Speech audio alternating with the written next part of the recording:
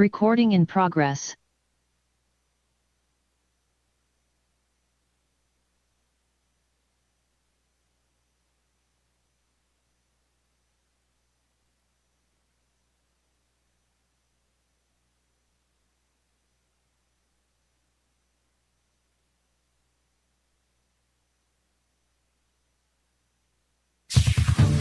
Ito ang DWD 1134 kHz AM. Balita, impormasyon at musika. Ito ang DWD AFP Radio. Boses ng Kawal Pilipino.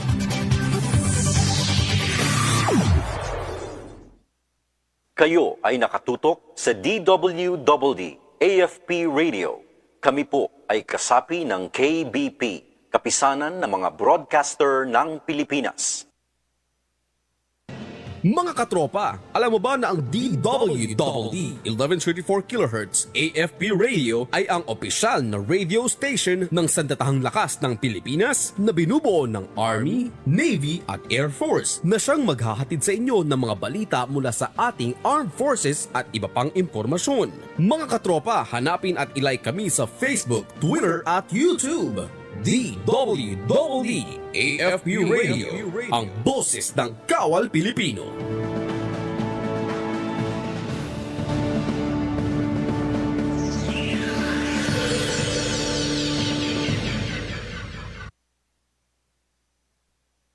Programang maaasahan, balita at impormasyong makabuluhan para sa Pilipinong manggagawa at namumuhunan. Ito ang Dole sa AFP Radio. Usapang trabaho, oportunidad, karapatan at proteksyon mula sa Department of Labor and Employment. Ito ang Dole sa AFP Radio. Luzon, Visayas, hanggang Mindanao. Sama-sama natin talakayin ang mga programa at serbisyo ng kagawaran. Ito ang Dole sa AFP Radio.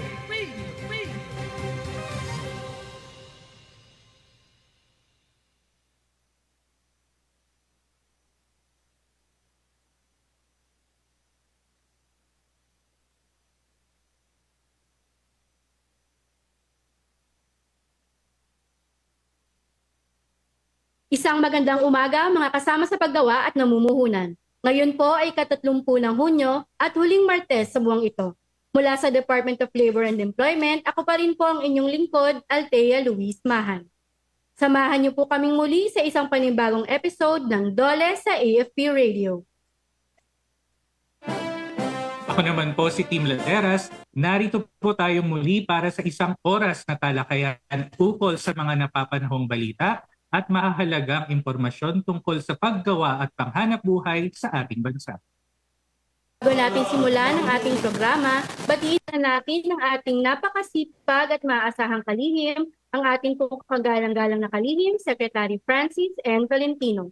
Isang buwan pa lamang po matapos manumpa sa tungkulin ay napakarami ng nagawa at hindi talaga tumitigil ang ating kalihim sa pagpapaigting ng mga programa ng DOLE para sa mas ikabubuti ng ating mga manggagawa. Tama ka dyan, partner. Isang prioridad ng ating secretary ay mas palakasin ang social dialogue upang mas mapalapit ang DOLE sa mga manggagawa. Ngayong araw nga, partner, nasa Malabon Central Public Market si Secretary Tol para personal na makipagdialogo at mapakinggan ang mga labor concern ng ating mga manggagawa at market vendors. Sa pamamagitan nga ng bukas na pakikipag-ugnayan na bibigyan ng boses ang mga manggagawa upang maipahayag ang kanilang mga issue at ito ay masolusyonan, partner. Yes, partner. At kahapon din sa ating tel-ceremony, nagpahayag ng suporta at nagbigay rin ng iba't ibang payo at rekomendasyon ang ating former DOLE Secretary Rosalinda Baldos na siguradong makatutulong kay Secretary Tolentino sa pagpapabuti pa ng mga serbisyo at inisyatiba ng DOLE. Siyempre partner, nais din nating batiin ang napakasipag na Media Relations Head natin, si Sir Denver Trinidad mula sa Office of the Secretary. Good morning po sir. At siyempre good morning sa mga nakatutok sa atin via the Armed Forces of the Philippines Radio, DWDD 1134 kHz. Mapapanood nyo rin kami via live stream sa aming Facebook pages. Hanapin lamang ang Department of Labor and Employment at AFP Radio, DWDD FB pages. Siyempre, i-like, mag-comment at huwag kalimutang i-share ang ating episode para mas marami pang manggagawa at namumuhunan ang maabot ng ating programa. Good morning mga kasama sa paggawa at mga namumuhunan. Tuloy-tuloy po tayo sa paghahatid ng mga importanteng balita tungkol sa paggawa at empleyo sa ating bansa. Noong isang linggo, partner, na ibalita natin ang mga hakbang ng DOLE sa pagtulong sa mga manggagawa mula sa pagbibigay ng access to health services, livelihood assistance sa mga magsasaka sa Ifugao, hanggang sa suporta sa jeepney drivers sa ilalim ng Tupad Tuloy Pasad. Kaya't patuloy po nating paiigtingin ang ganitong mga programa para tuloy-tuloy rin ang dekalidad na trabaho ng ating mga kababayan. Kasama na rin partner ang mga serbisyong magpapalawig sa oportunidad ng ating mga manggagawa, lalo na partner yung mga bago nating licensed professionals. At para pag-usapan ng proposed extension of PRC ID validity, makakasama po natin mamaya si Professional Regulation Commission Assistant Commissioner Lord Louis Valera. Pero bago yan, pakinggan po muna natin ang magandang balita na tampok natin ngayong umaga. Good news muna tayo. DOLE at TESDA, sanib puwersa para sa trabaho, negosyo ng mga Pinoy, sa balitang ihahatid ni Gazel May Tispe.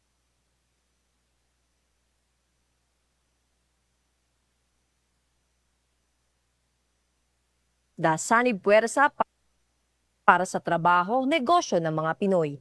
Mas pinalalakas ng DOLE at TESDA ang pagtutulungan upang mabigyan ang mas maraming Pilipino ng pagkakataong magkaroon ng trabaho o makapagsimula ng sariling negosyo. Lumagda ang dalawang ahensya sa pamumuno ni Secretary Francis Tolentino at Secretary Kiko Benitez sa isang supplemental agreement kung saan ang mga benepisyaryo ng mga programa ng DOLE ay gagabayan sa ilalim ng employment track o livelihood track. Sa ilalim ng kasunduan, maaaring i-refer sa TESDA ang mga benepisyaryo ng TUPAD at DOLE Integrated Livelihood Program para sa libreng skills training, competency assessment at iba pang scholarship programs. Layunin ng programa na gawing mas matatag, mas pangmatagalan at lumago pa ang trabaho at sariling kabuhayan ng mga benepisyaryo ng DOLE programs katulong ng TUPAD.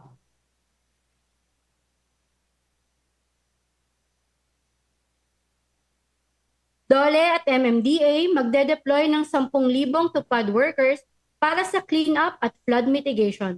Balitang hatid ni Arian Cagsawa. DOLE at MMDA magde-deploy ng 10,000 TUPAD workers para sa cleanup at flood mitigation. Magde-deploy ang DOLE at MMDA ng mahigit 10,000 TUPAD beneficiaries para tumulong sa cleanup at flood mitigation efforts sa Metro Manila simula Hulyo 17. Ayon sa DOLE, tutulong ang mga benepisyaryo sa paglilinis ng mga estero, daluyan ng tubig at iba pang lugar upang mabawasan ang panganib ng pagbaha ngayong tag-ulan. Una nang ide-deploy ang nasa 500 TUPAD beneficiaries bago ang opisyal na paglulunsad ng proyekto. Ang kasunduan ng DOLE at MMDA ay pinagtibay sa nakaraang diskusyon na pinangunahan ni Secretary Francis Tolentino at MMDA General Manager Nicolas Torre III. Bukod sa pansamantalang trabaho at minimum wage, bibigyan din ang mga benepisyaryo ng pagsasanay at personal protective equipment o PPE para sa ligtas na pagtupad sa kanilang tungkulin.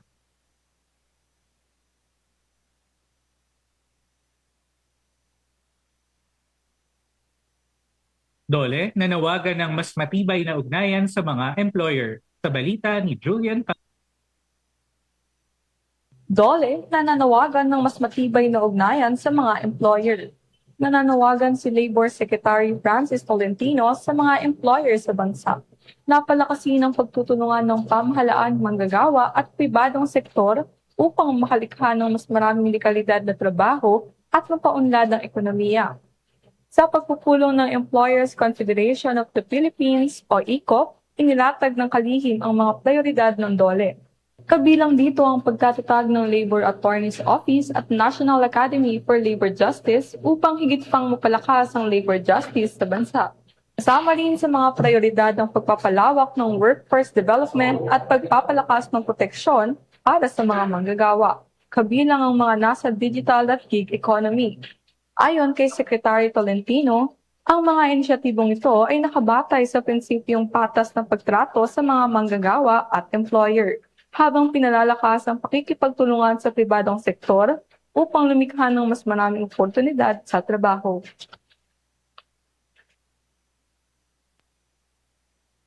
Ex-security guards nakatanggap ng 434,000 sa pamamagitan ng SENA.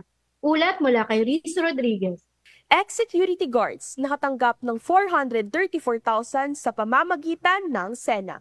Umabot sa mahigit 400,000 monetary claims ang natanggap ng 15 dating security personnel sa Cagayan matapos maresolba sa pamamagitan ng Single Entry Approach o SENA ng DOLE ang kanilang request for assistance. Alinsunod ito sa layunin ni Labor Secretary Francis N. Tolentino na palakasin ang proteksyon sa karapatan at kapakanan ng mga manggagawa. Sa 15 security guards, 13 ay residente ng Tugigaraw City habang 2 naman ay mula sa Abulog, Cagayan. Naghain sila ng RFA sa DOLE matapos silang magbitiw sa kanilang trabaho nitong 2025. Sa kabuuang halaga, halos 400,000 piso ang natanggap ng mga manggagawa mula sa Tugigaraw City, habang mahigit 30,000 naman ang nakuha ng 2 manggagawa mula sa Abulog, Cagayan.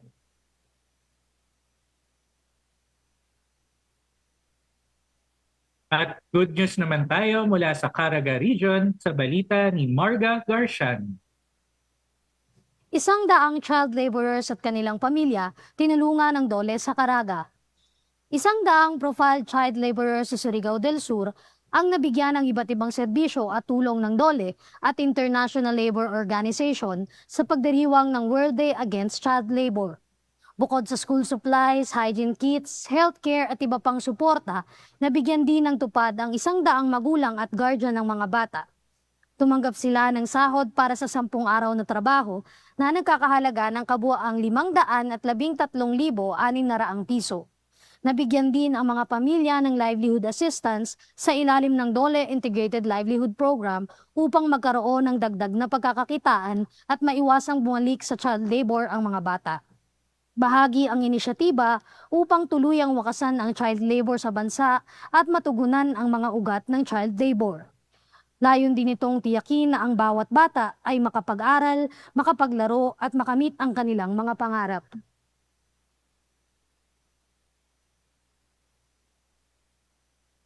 At iyan po ang mga good news na tampok natin ngayong umaga.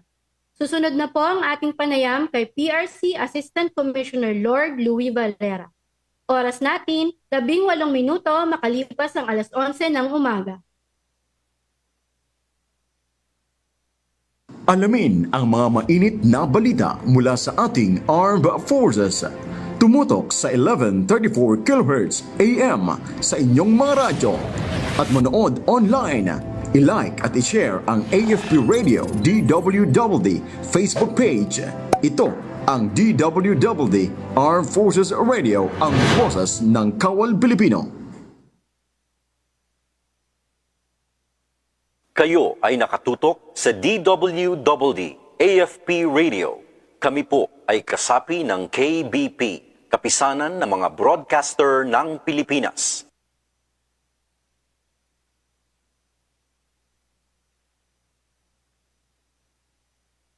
Mga katropa, alam mo ba na ang DWWD 1134 kHz AFP Radio ay ang opisyal na radio station ng sandatahang lakas ng Pilipinas na binubuo ng Army, Navy at Air Force na siyang maghahatid sa inyo ng mga balita mula sa ating Armed Forces at iba pang impormasyon. Mga katropa, hanapin at ilike kami sa Facebook, Twitter at YouTube. DWWD AFP Radio, ang boses ng Kawal Pilipino.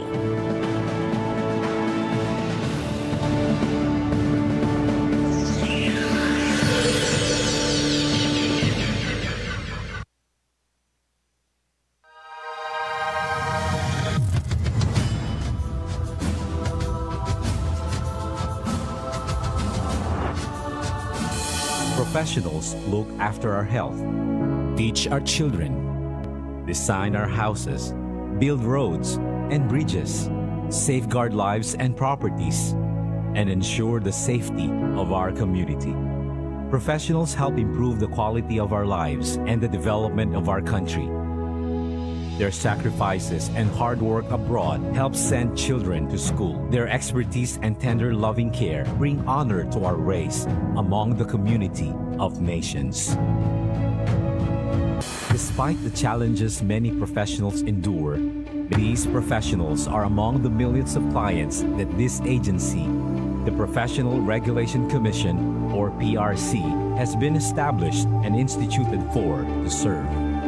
PRC supervises the 46 professional regulatory boards in the fields of health, business, education, social sciences, engineering and technology, which play a significant role in promoting the global competitiveness of 5 million registered professionals.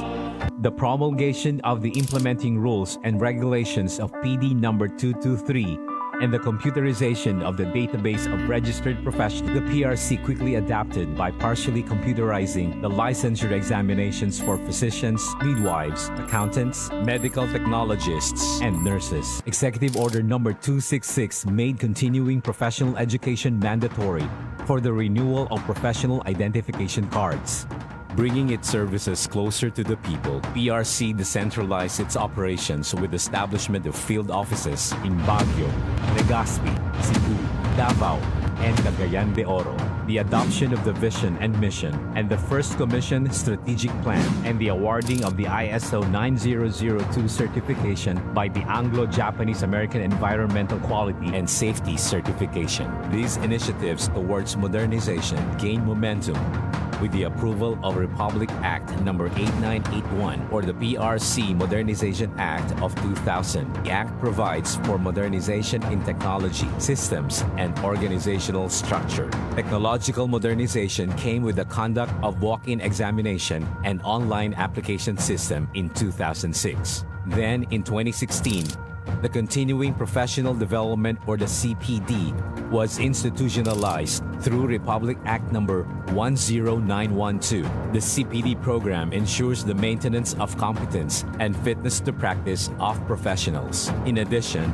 professionals can enhance their qualification and move to higher levels in its Philippine Qualifications Framework through the Career Progression and Specialization Program as provided in the CPD law. The reorganization in 2017 upgraded the PRC to a department-level agency which enabled the recruitment of more qualified, competent, and proficient personnel. On the other hand, the Citizens Charter of the Commission provides the transacting public the standards of the various processes and services that the agency offers.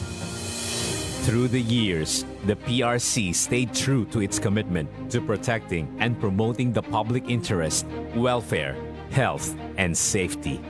Agency has marched its way from the local to the global platform.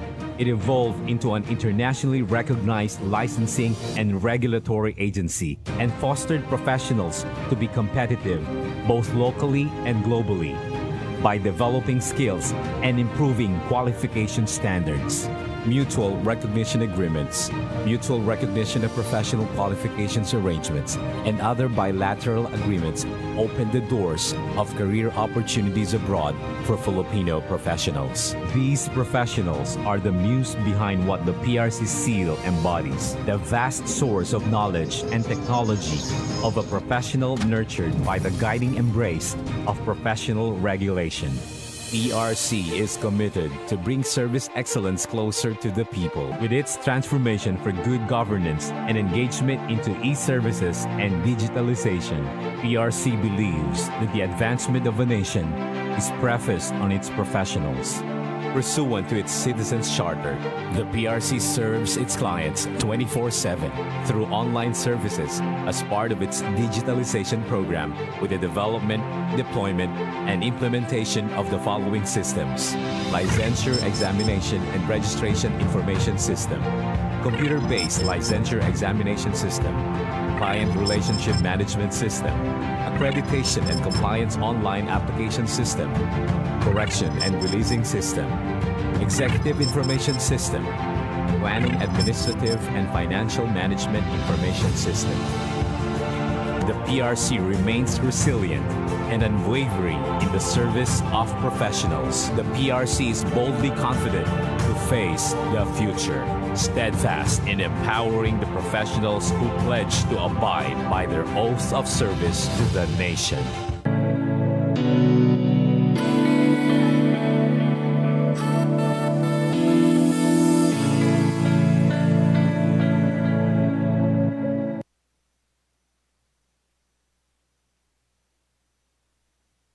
Nagbabalik po ang DOLE sa AFP Radio sa pamumuno ng ating kalihim, Secretary Francis N. Tolentino.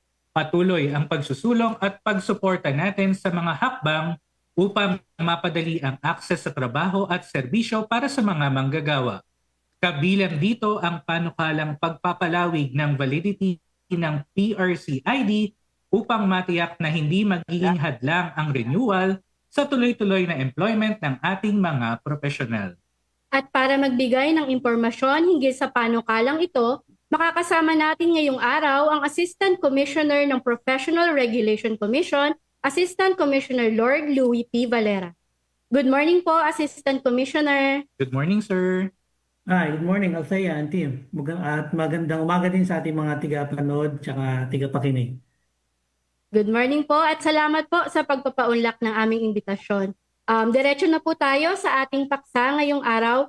Kamakailan po ay nakalusot na sa ikalawang pagbasa sa Kamara ang panukalang batas na nagpapalawig ng validity ng professional identification cards mula 3 hanggang 5 taon. Ano po ang layunin ng panukalang ito, Assistant Commissioner, at ano po ang naging inputs ng PRC dito?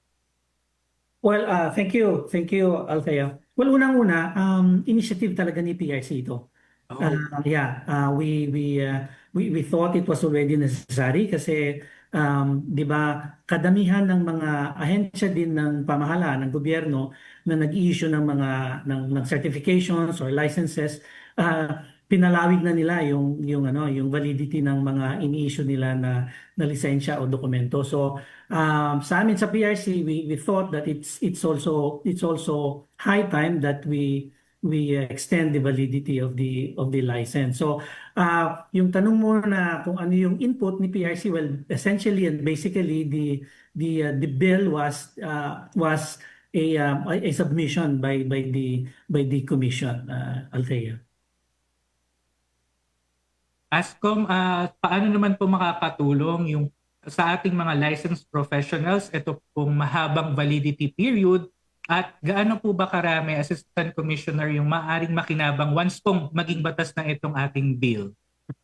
Well, unang-una, again, no, ang automatic na value nito ay mas mahaba na, no, mas matagal na valid yung lisensya ng ating mga professional. So it makes the document it makes the document a stronger credential document, sabi nila. O kasi 'di ba, hindi mo kailangan i-renew every now and then. So yun yung una. Pangalawa, syempre magiging mas efficient ang service na pwedeng ibigay ni PRC sa kanyang mga kliyente kasi syempre less na yung frequency na kailangan nilang pumunta, kailangan nilang mag-online, kailangan nilang sadyain ang aming mga tanggapan para i-receive itong renewed professional identification card. And of course, mababawasan din yung administrative burden kay PRC kasi again, as I pointed out earlier, less na yung frequency na kailangan pumunta yung professional at kailangan harapin siya ni staff o kaya ni PRC para sa kanilang transaction. So ultimately that will redound to a more efficient service provision to our public team. Okay po. So talagang ang magbe-benepisyo dito both and kasi sa part ng ating mga licensed professional, nabanggit nga ni Assistant Commissioner, ito yung parang magiging magpapalakas pa ng kanilang credential requirement at the same time naman sa PRC, yung sa administrative component naman, mas maliles yung burden at mas mapapabilis pa yung serbisyo ng gobyerno para sa ating mga licensed professionals. Saka kung may dadagdag ko, Tim, di ba, kadamihan, marami sa ating mga OFW ay mga professionals din. So, Yes. kapag nagbabakasyon sila, hindi naman talaga nakabilang sa araw nila na kailangan nilang pumunta sa ating mga tanggapan, although efficient naman no ang process natin kasi online na lahat. But then again, kabawasan pa rin ito sa oras nila sa kanilang pamilya o kaya kunyari gusto nilang magbakasyon sa ibang lugar habang nandirito sila sa Pilipinas. So, wala na yung disruption na yon sa ating mga professionals. At saka again, yung sabi nga natin, yung convenience, yung general convenience na ma-experience ng ating mga professionals. Kasi hindi na nila, kumbaga less na yung frequency na kailangan nilang asikasuhin itong mga dokumento nila sa ating mga tanggapan. Yes. Yes. Assistant Commissioner, nabanggit nyo na rin po kanina no, na it's high time po na palawigin yung validity ng PRC ID. Ano po yung mga naging dahilan kung bakit iminungkahi ang pagpapalawig mula 3 taon tungo sa 5 taon? Well, again, kamukha ng binanggit ko kanina, we have to be consistent also no with the trend. And yun kasi kung very short yung period ng validity ng kahit anong dokumento, especially kung itong dokumento na ito ay ito ang evidence o kaya source ng ating authority to undertake something like authority to practice a profession, or ito ay isang dokumento na siya ang nagsisilbing source of our again authority to exercise a certain occupation or profession. Kung maiksi ang validity niya, it gives the impression na hindi robust ang regulatory framework natin. Kasi parang kailangan nila na every now and then ipa-validate ito kasi para bang sinasabi din natin na yung estado, ang gobyerno na nagbigay nitong pribileyo na ito ay hindi masyadong nagtitiwala o kampante doon sa pagdala ng individual na yon sa kanyang authority or privilege to practice his profession. So ito yon, we really would like to have the document, the professional identification card in particular, become a stronger credential document. Kasi 'di ba, itong lisensya natin, itong lisensya ni inisyu ni PRC ang nagsisilbing ebidensya ng qualifications niya, ng credentials niya, hindi lang dito sa Pilipinas, kahit sa ibang bansa. So we really would like that this document is accorded the appropriate treatment. And then kung mababanggit ko din, Althea and team, meron kasi di ba, meron bagong batas, yung Philippine Qualifications Framework. Hinihingi kasi na itong batas na ito na lahat ng profession dapat meron na rin silang established and structured pathway of specialization. So si PRC kasama ang mga specialty societies and specialty groups, kasama na rin dyan yung mga professional organization, inaatasan ng batas na dapat matingnan na meron ng structured framework or pathway para maging specialista ang isang professional. Kailangan din ng dokumento na magpapakita kung ano yung specialization na ni professional kapag na-comply na niya yung requirement o na-satisfy niya yung criteria for that particular level of qualification or specialization. Yung bagong ID natin ngayon, and then eventually kapag maging 5 taon ng validity niya, bit na niya yung provision na yon. Nakalagay na doon kasi kung ano ang level of qualification ng isang professional. So minarapat talaga ni PRC at ang aming mga stakeholder na dapat nararapat lang na mabigyan ng mas mahabang mas mahabang validity itong lisensya na ito. So maraming advantage din pala ito, partner, no, sa pagpinalawak na yung validity extension ng ID. At Assistant Commissioner, kung maisabatas po itong House Bill na ito, meron po ba itong magiging epekto sa kasalukuyang renewal process ng mga PRC IDs ng ating mga licensed professionals as Assistant Commissioner? Yeah, thank you, Tim. Well, as far as the experience of the professional is concerned, wala. Kasi 'di ba, mukha ng sinabi ko kanina, lahat naman ng transactions natin online na. Nasa website na, you just go to our website, you choose the transaction that you want to undertake, including of course yung renewal ng license. Simple lang yung proseso. Mas simple pa nga kaysa nagfe-Facebook ika nga eh. So our system is very user friendly. So ganun pa rin, walang pinag-iba kasi ang adjustment naman nasa back end, nasa aming side. So again, as to the process that the professional has to go through or has to accomplish, online pareho pa rin 'yon. Ang nagiba lang, syempre pag inisyue na ni PRC yung professional identification card niya, mas mahaba na ang validity niya. So again, to answer the question, as far as the professional is concerned, as far as his or her experience in making the transaction is concerned, wala yun pinag-iba. So hindi dapat sila mabahala na baka naging mas komplikado o naging mas madami ang requirement. Hindi, walang ganun. Pareho lang, Tim. So talagang narinig natin, partner, no, walang dapat ikabahala yung ating mga manggagawa, especially mga licensed professionals, na kung sakaling may isabatas tong professional ID validity is walang pagbabago dun sa proseso na ginagawa nila every renewal process. Yes, tama, partner. Assistant Commissioner, dumako naman po tayo sa continuing professional development o CPD requirements ng mga professionals. Magkakaroon po ba ng epekto yung proposed extension ng validity ng PRC ID dun sa kanilang CPD requirements? Thank you, Althea. Well, 'di ba, ang CPD kasi ngayon, as provided for by the law, requirement 'yan. Meron 'yan tinakda na certain units, 'di ba, bago makapag-renew ang isang professional ng kanyang professional identification card. Iba-iba 'yan, no? Depende kung anong profession, iba-iba din yung required units na meron siya. Although babanggitin ko rin, si PRC kasi kakapasa lang niya ulit ang resolution na pwedeng mag-undertaking pa rin ang mga professionals. Ibig sabihin, kung wala silang sapat na units for purposes of renewing the license, okay lang yon, makakapag-renew pa rin sila ng license. Now, balik tayo dun sa tanong mo. Meron bang effect itong pagpapalawig ng validity ng license dun sa CPD requirement?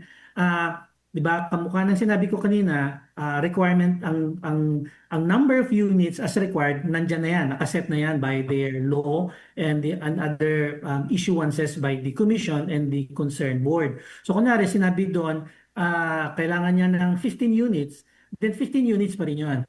Kasi hindi naman sinasabi nung CPD law at saka yung mga supplemental issuances na depende dun sa validity ng identification card. So kung sasagutin natin yung tanong na yon, walang pagbabago unless of course pagdating ng panahon kapag pinasa na pag naging ganap na batas na yung bill and mamarapatin nung board na yon, kunwari board ng accountancy or board ng mga doktor o board ng mga inhinyero, na dapat i-adjust din nila yung number of units na kailangan ng isang professional bago mag-renew ng license, then that should be the time na mag-adjust yon. But again, if I'm going to answer the question now, walang pagbabago yon kasi yung bill na nagpapalawig ng validity ng lisensya natin, wala din naman siyang sinasabi na dapat susunod yung number o kaya itataas yung number ng units na dapat i-comply ng isang professional para makapag-renew siya ng lisensya niya. Assistant Commissioner, habang iniintay po natin yung final approval na itong batas, ng panukalang batas po, ano na lamang po yung paalala ng PRC sa mga professionals natin patungkol po sa pagre-renew nila ng kanilang IDs at licenses? Assistant Commissioner. Yeah, thank you, Tim. Well, di ba, ang natural tendency kasi pag alam natin na, oy, magiging 5 years na yan, hintayin na lang natin na ipasa yung bill para ano, para hindi sayang. Well, hindi kasi masyadong maganda kung magiging ganoon ang ating ang ating behavior kasi paano kung mag-expire na yung lisensya mo? O di ba? O kaya expired na yung lisensya mo. Eh di ba? In general considerations, you're not supposed to be practicing your profession if your license is not valid. So, kung gusto kong ibigay na paalala sa ating mga professionals, hindi natin po alam kung kailan magiging ganap na batas yung bill. So, kung ang kung ang ating mga lisensya ay mag-expire na o expired na, mas nararapat po na na i-renew natin para maiwasan natin ang mga abala. Lalo na kung kunyari may mangyari tapos makikita na hindi pala tayo authorized to practice our professions dahil expired ating lisensya. So magdodoble-doble ang ating problema. So again, well, it wouldn't take long. I am confident kasi wala naman tayong natanggap na mga oppositions kahit na dun sa mga hearings na ginawa patungkol dito sa panukalang batas na ito. So hindi naman siya siguro magtatagal. Pero again, kung kailangan na natin mag-renew ng lisensya, mag-renew po tayo kasi mahirap yung alam niyo yan, mahuli, makompromiso dahil nagpa-practice pala tayo ng ating profession na hindi na valid ang ating mga lisensya. Yun lang. Sa ating mga viewers and listeners, no, wag nating i-delay kung paso na yung mga lisensya natin. Mag-renew na tayo. Sabi nga ni Assistant Commissioner, para iwas abala din. At syempre, nakadepende rin yung ating professional doon sa pag-practice natin. Baka kung paso na yung lisensya mo tapos nagpa-practice ka pa, mas malaking abala nga yung bibigay nito sa'yo. Tama.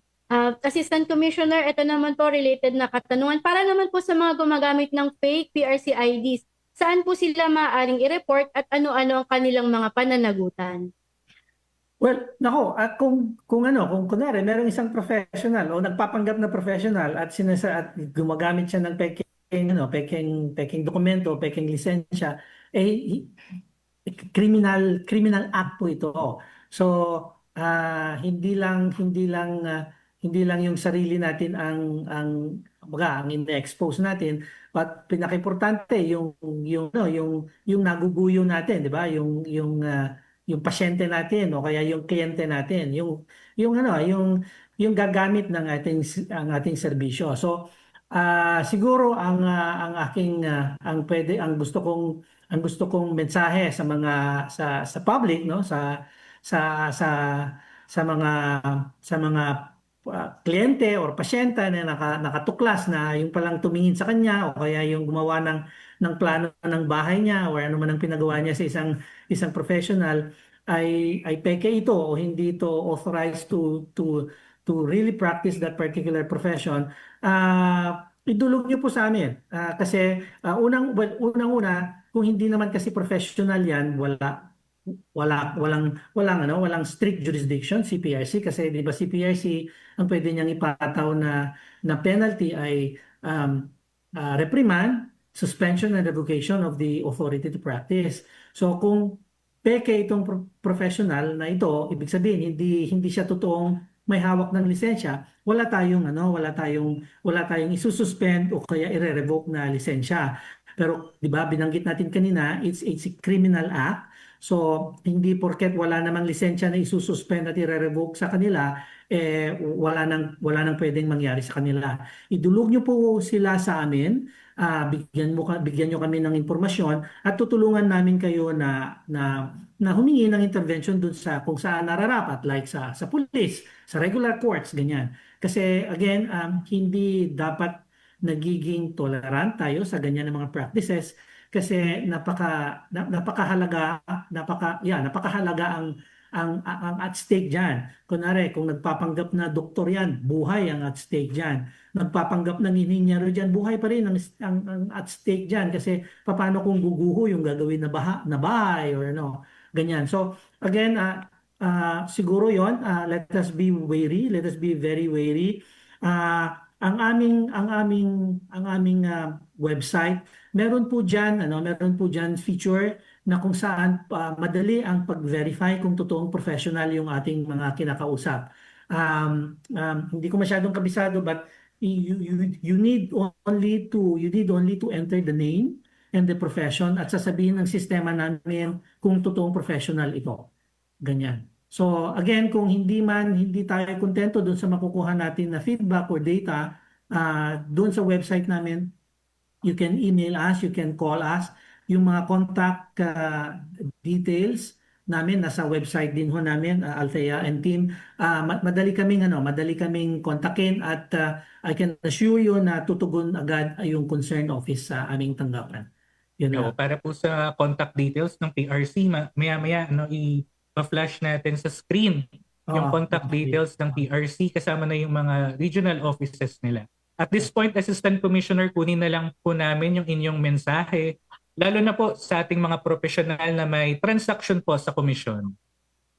Oh yeah, so kamukha ng sinabi ko kanina, kung if we are to make use of services of registered professionals, be very wary.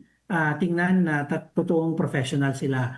Again, madali pong i-verify yan. Meron pong feature ang aming website to do just that. Yung mga nagtatransact naman po, ulitin ko lang yung binanggit natin kanina, huwag natin i-dilly-dally yung pag-renew ng ating lisensya, lalo na kung expired na yan o kaya mag-expire na, kasi dahil lang gusto natin hintayin na maging ganap na batas yung bill na magiging 5 years na yung validity, huwag po kasi iwas abala dapat tayo. Ang aming mga transactions ay online na lahat. It is very facilitative. You just go to our website. User-friendly ang aming sistema. So pero kung meron pa rin kayong ma-encounter na komplikasyon o kaya hindi madaling intindihin aspeto ng proseso, it is very easy to get in touch with us. At babanggitin ko din, Team Althea, we have 16 regional offices, and our regional offices have also service centers stationed in malls and facilities that were provided by our partner LGU. So we are all over. So hindi kami mahirap puntahan. Ito rin kaya ako binabanggit ito para sana maiwasan natin yung mga lalapit sa mga fixers. Kasi una, kung ano sinabi ko, madali ang proseso natin. Online na lahat yan. At saka kung hindi man tayo masyadong komportable sa paggawa sa online, then you can visit us at our offices. We are in malls. We have 16 regional offices I have mentioned, and we have service centers in all of our regional jurisdictions, and we are in malls or in places wherein it's really easy to access. Ganyan. Opo. At saka paalala na rin sa ating mga listeners and viewers, kung hindi po kayo sigurado doon sa information na nababasa nyo online, i-verify nyo po yan sa website, Facebook page ng PRC para iwas po tayong mabogus at iwas po tayo sa, pag nasa on-site ka naman, iwasan yung mga fixers. Kailangan legal ang ating proseso. Muli, maraming salamat po sa panahon nyo, Assistant Commissioner, at syempre, ganoon na rin po kay Chairperson Sharito Zamora sa patuloy na suporta po dito sa ating programa. Maraming salamat din, Althea and team. Gandang araw. Thank you, sir. Narinig po ninyo mga kasama sa paggawa at namumuhunan si Professional Regulation Commission Assistant Commissioner Lord Louis Valera. At maaari nyo pong makita ang mga programa at serbisyo ng PRC sa pamamagitan ng pagbisita sa kanilang website. Hanapin lang ang www.prc.gov.ph.